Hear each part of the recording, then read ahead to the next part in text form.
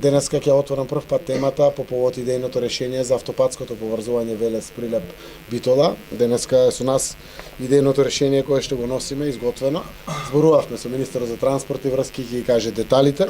Се работи за определба која што останува на државата во делот на автопатските решенија, би ја нарекол скоро единствена од ваков обем. Се работи за проект некаде вреден околу над 600 милиони евра, која што имајќи во предвид дека Источна Македонија е автопатски решена, Западна Македонија ја решаваме со патот Кичево-Охрид, знаете дека продолжува Кичево-Гостивар проширувањето и останува централниот дел на нашата држава, кој што не е важен само за Прилеп, важен и за Скопје и за Велес, важен и за Битола, но и за Ресен и за Охрид.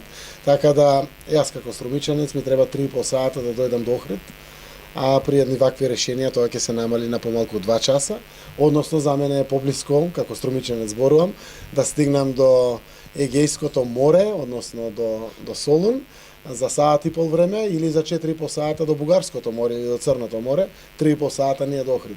Ви кажувам само паралелите да знаат граѓаните колку се важни ваквите централни магистрали, кои што мораме да ги направиме. Државата е со сериозен финансиски капацитет.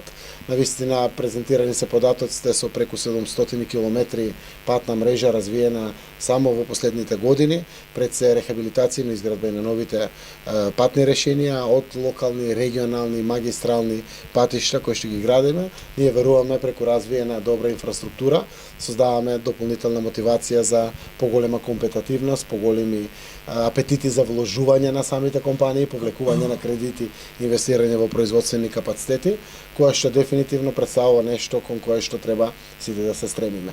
Дефинитивно, уште членството во НАТО и во очекувањата на почеток на преговори со Европската Унија ги донесоа првите економски бенефиции во државата. 2019 имаме раст на севкупните приходи во буџетот на нашата земја повеќе од 7%, јануари го завршивме со повеќе од 7,5%, во споредба со јануари 2019 година, февруари веќе тие проценти растат.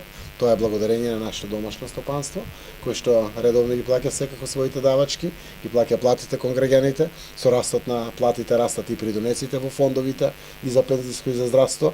Тоа значи дека имаме нормална земја, подготвена, да се втурне во поглавијата, каде што низ милиардите кои што ги очекуваме во помош на економијата од Европската Унија можеме и како да ги акцелерираме или забрзаме сите наши економски активности во државата, а со тоа да ја постигнеме конечната цел. Се што досега се работело е заради повисок економски стандард на нашиот народ.